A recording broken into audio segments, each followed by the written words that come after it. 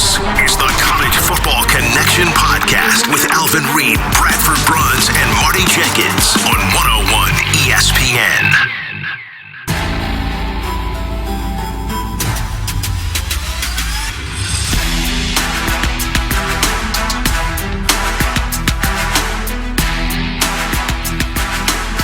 Enough with the inglorious results from PNC Park. Instead, we're going to shift that focus to Knoxville for the first of our mini pigskin previews, College Football Connection style. What's up, everybody? Bradford Bruns, very pleased to be back with you, joining you on the 101 ESPN YouTube channel as well as 101ESPN.com. It has been a few weeks indeed since we last touched base with one another, since we conversed and got you up to speed on the latest and greatest developments with respect to the college football landscape. Now, admittedly, we had said we had anticipated as much. This is the lull right before you really dig into fall camps, the regular season openers, assorted ones, a little over a month from now. Nonetheless, it is that time. It is time to dive into that behemoth of a conference, starting with the SEC. Yes, the league that still makes anybody and everything run and tick in a manner of speaking. So as for that aforementioned Cardinals and Pirates recap, ugly one that was, we're going to leave that to our friends over at 101 ESPN, because it is about the college football. It is about to really hit the fan with respect to the activity. And in reference to the first team that we're going to be zeroing in on in this installment of the College Football Connection, we would be remiss if we didn't give you basically a bit of a refresher as far as what transpired at Rocky Top in early April. The Volunteers preparing for their annual spring game. Yes, some of the big-time programs still participating in as much, but in anything but earnest, because there had been rumblings, there had been some rumors and speculation, conjecture behind the scenes as to what was transpiring with the signal caller, Nico Iamaleava. Was he still negotiating his camp with other would-be suitors? Would he be in place for the 2025 campaign after leading Tennessee to a berth in the initial 12-team installment of the college football playoff? It did not end well for the Vols in 2024, but still, you reel off a 4-0 record to begin the season. Iamaleava gets a lot of love, rightfully so, for orchestrating that Tennessee offense, and yet, in an absolute stunner, he departs from the program, enters that late spring transfer portal window, ultimately ends up taking his talents to the West Coast, UCLA specifically, because at the end of the day, according to the information on which we have to operate, Tennessee, the powers that be in Knoxville, those guys were unwilling to budge from the initial figure that had been allocated for him, $4 million annually. So Josh Heupel and company, post-spring game, had a lot of work to do as far as trying to shore up and solidify the quarterback room, okay? You had a redshirt freshman quarterback, a year of experience in the offense, and then a much ballyhooed freshman coming in as well from a recruiting standpoint. But still, for a Tennessee team that last season actually still finished 15th in the nation in total offense, really had it humming, especially on the ground, you needed somebody to basically be able to pass off the baton and be able to facilitate matters, at least in an intermediate sense. So welcome aboard to Knoxville, one Joey Aguilar. In a sense, Tennessee and UCLA swapping quarterbacks, because Aguilar had been penciled in as the QB for Deshaun Foster and the Bruins. He ultimately winds up in Knoxville, and last season, he wasn't at UCLA. Instead, 2 years actually at App State. Now, last year, 2024, picked up a grand total of 5 victories. The surface statistics, pretty impressive. 24 touchdowns, but an FBS high 14 picks as well. And that's why I am fascinated. There are many question marks, guys. I'm not going to lie to you. Many question marks, in my opinion, surrounding the 2025 cast of Tennessee. Whether this team can ultimately vault into that double-digit win territory again, I am entirely uncertain. And a lot of that has to do with the fact that, at least until this point in his career, to this juncture, Aguilar hasn't exactly exhibited the best ability to hang on to the football. And when you think about the classic Josh Heupel orchestrated offenses at Tennessee, elsewhere, heck, this guy at one point in time, I think we forget occasionally that for a brief period in time, he was there at the OC, as the OC at Mizzou. He prides himself on the leader of his offense being able to take care of the football, distribute accordingly, yes, take the shots down the field, and that could well be the case with Aguilar in the months to come as well. But ball security of paramount importance, and that is going to be even more important and instrumental, I would contend, to the Volunteers in 2025, and here is why. You lose the true engine of your offense. With all due respect to Iamaleava, who got off to a gangbuster start in 2024. And that 4-0 start, including the win over Oklahoma, the statistics, they were incredible. They tailed off considerably post-Arkansas loss, definitely following that defeat at the hands of Georgia. And we know what came to fruition in the first round, an ugly conclusion at that, at the hands of the Ohio State University, albeit, yes, the eventual national champion. Dylan Sampson, he was drafted a couple of months ago in the 4th round by the Browns for a multitude of reasons. Not only did he pick up last season 1,500 plus yards, 22 touchdowns. You could rely on him to be a bell cow and also out in space. How many guys were able to bring him down? SEC speed and size aside, this guy was a monster. Now, you have a couple of capable, viable replacements who did receive reps a few months ago.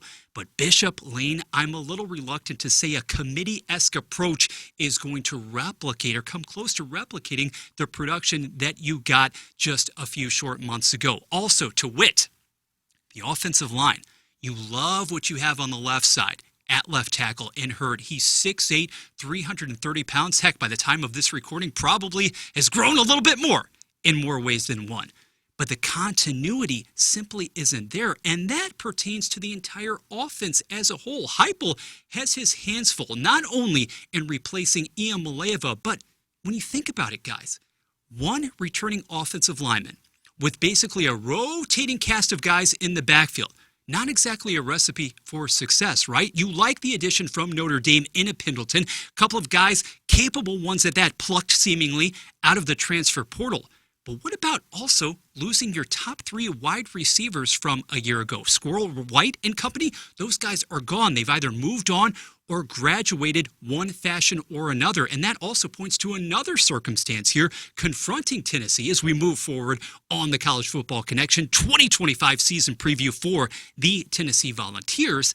The fact that 15 different individuals of note were lost, at least 15 to the transfer portal. And it's not as if Tennessee was truly able to solidify in that sense. Instead, you are returning the grand total of 3 starters on offense. In fairness, flip it to the other side of the football. This defensive line in particular, last season it was heralded, and it should have been the second best defense numbers-wise in the entire conference. Although I would be remiss if I didn't also have a few quandaries, if I didn't present them about that D-line, because when you're trying to replace the production as well, that position group of 2 individuals who were drafted in the first 2 rounds of the NFL draft, specifically a James Pierce Jr. coming off of the edge, Joshua Josephs, he seems to have the skill set. As a senior, he seems to be tailor-made. He is being groomed for that role. Is he ready to be the man? Is he the freak physically, the athletic freak and specimen that was James Pierce Jr.? I am a little doubtful of that, at least in the early going. And also, when you think about potential strengths for this team, what Heupel has to which to look forward. In the secondary, in the early going at least, it's going to be somewhat dicey. Why? Because McCoy, far and away, your best, most capable performer out there in the secondary, somebody who does seem to have the NFL bona fides moving forward at the cornerback position, he underwent an ACL procedure as recently as January. You know he's not nearly going to be at full speed operating at maximum tilt when the regular season begins on that final day or 2 in August against Syracuse. So looking ahead at that schedule, SEC-wise, I would say it is manageable, right? You don't have some of the proverbial heavy hitters, and if you do, you at least are able to host them. Missouri on the local angle, not facing Tennessee once more in 2025, but beyond that first game against Syracuse happening in Atlanta, mind you, so not exactly in your own backyard. The early portion of the schedule is what really makes me question the over-under figure as far as victories, total victories for Tennessee, that has been bandied about by many different publications, albeit here early, extremely early in July. Guys, I don't really envision a situation, a scenario in which this program can once again get to, number one, double-digit victories, really claw its way back into CFP contention, but 8.5, I think that's a high number. And here's exactly why I say as much, because last season you had that unusual slip-up, shall we say, against Arkansas. You didn't expect to take that L. Well, I'm looking at the early portion of this schedule against a much improved Oklahoma outfit. I know how that game turned out last season. I know that's the reason as to why the Vols improved to 4-0.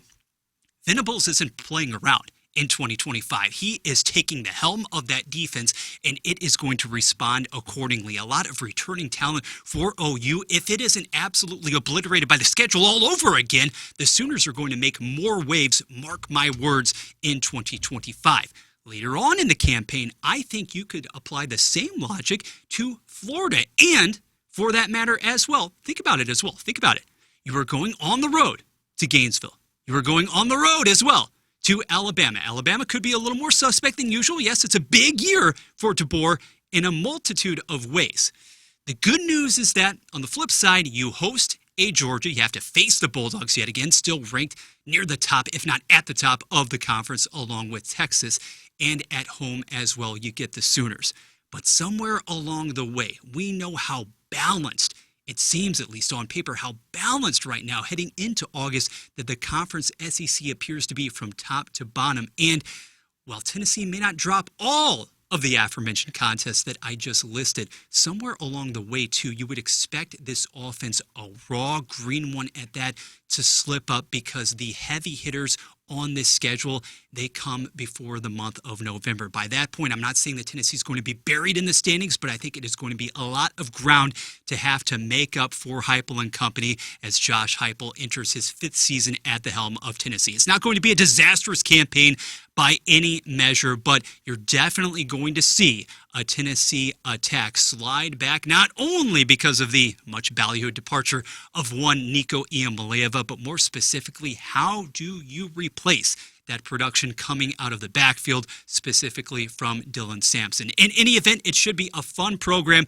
to monitor and to watch anytime you're talking about Rocky Top, anytime you're talking about some of those vicious contests and rivalry matchups. Hey, it's a lot of fun with respect to the Volunteers. Bradford Bruns with you again. Very pleased to be back with you on the YouTube channel, 101 ESPN TV and 101ESPN.com. Just talked to the boys as well, Marty and Alvin. They're going to be back with me live in studio very shortly, T-minus 6-ish weeks until the first action overseas, Dublin style. Iowa State, K-State, it really doesn't matter who's sporting those uniforms. We simply cannot wait to talk about it with you guys, our loyal and faithful audience. 4th of July is on tap. Enjoy, my friends. And until we touch base in another few days, we're going to lock in a few more previews for you. South Carolina is on the way. Auburn, among many other programs. Take care, be safe, enjoy yourselves, and we will talk with you very soon. Thank you, St. Louis.